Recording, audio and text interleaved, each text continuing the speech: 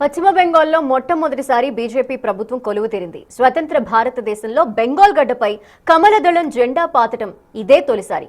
కాషాయ పార్టీ సీఎంగా సుబేందు అధికారి ప్రమాణ స్వీకార మహోత్సవం నేడు కలకత్తాలోని బ్రిగేడ్ పరేడ్ గ్రౌండ్ లో ఘనంగా నిర్వహించింది బీజేపీ. ఈ కార్యక్రమానికి ప్రధాని నరేంద్ర మోదీ, కేంద్ర హోంమంత్రి అమిత్ షా, కేంద్ర మంత్రులు రాజ్నాథ్ సింగ్, నితిన్ గడ్కరీ, రామ్మోహన్ నాయుడుతో పాటు AP CM Chandrababu, UP CM Yogi Adityanath, Gujarat CM Bhupendra పటేళ్లతో పాటు మొత్తం 20 రాష్ట్రాల ముఖ్యమంత్రులు హాజరయ్యారు.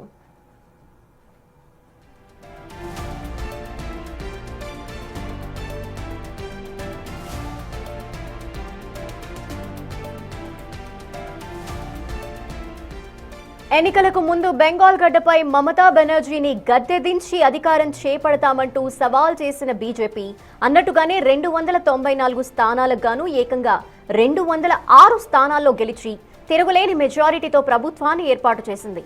అందులోనూ ముఖ్యంగా దీదీ కంచుకోట భవానీపూర్లోనే ఓడించి ఆమెని కనీసం అసెంబ్లీ గేట్ కూడా తాకకుండా చేసింది.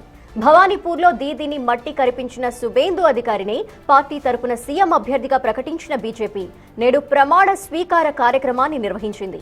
ఈ కార్యక్రమంలో సుబేందు అధికారి సీఎంగా ప్రమాణ స్వీకారం చేయగా దిలీప్ ఘోష్, అగ్నిమిత్ర పాల్, అశోక్ కీతానియా, క్షుదీరాంతుడు, నిశ్చిత్ ప్రమాణికులతో మంత్రులుగా ప్రమాణ స్వీకారం చేయించారు గవర్నర్ ఆర్ఎన్ రవి.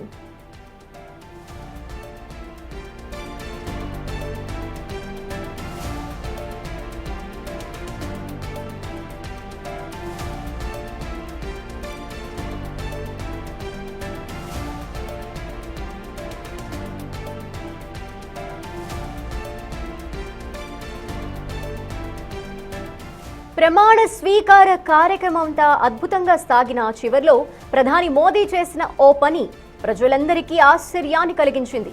బీజేపీకి ఇంత భారీ విజయాన్ని కట్టబెట్టినందుకు గాను వేదిక మీద నుంచి ప్రధాని మోదీ బెంగాల్ ప్రజలందరికీ పాదాభివందనం చేస్తున్నట్టు మోకరిల్లి నమస్కరించారు.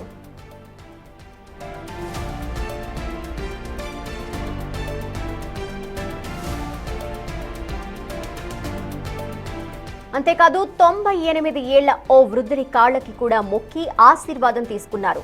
ఆ వృద్ధుడి పేరు మఖన్లాల్ సర్కార్. బీజేపీ అత్యంత సీనియర్ నేతల్లో మఖన్లాల్ కూడా ఒకరు. 1952లో కశ్మీర్లో శ్యామ్ ప్రసాద్ ముఖర్జీతో పాటు ఉద్యమంలో పాల్గొన్న ఆయన అక్కడ భారత జెండా ఎగురవేసిన ఘటనలో జైలుకు వెళ్లారు. మోడీ చేసిన ఈ 2 పనులు ఇప్పుడు విపరీతంగా వైరల్ అవుతున్నాయి.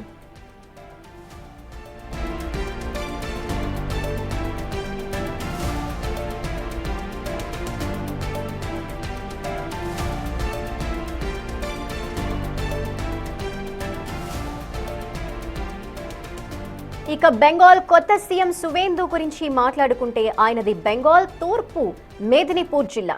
1970 డిసెంబర్ 15న జన్మించారు.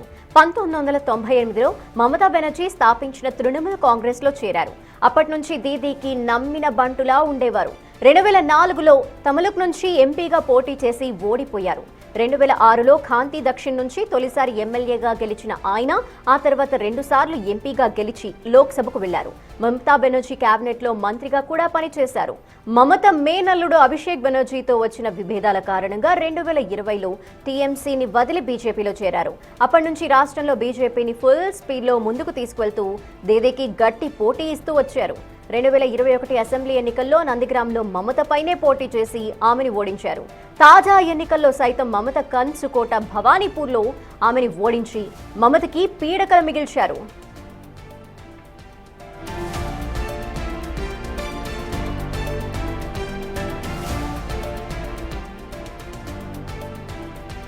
ఏది ఏమైనా బెంగాల్లో తొలిసారి బీజేపీ సర్కార్ ఏర్పాటైంది. 15 ఏళ్లలో టీఎంసీ పాలనలో భారీ అవినీతి జరిగిందంటూ ఆరోపించిన బీజేపీ మరి వాళ్ల పరిపాలనలో రాష్ట్రంలో ఎలాంటి మార్పులు తెస్తారు? రాష్ట్రాన్ని అభివృద్ధి వైపు నడపడంలో బీజేపీ సక్సెస్ అవుతుందా అనేది చూడాలి.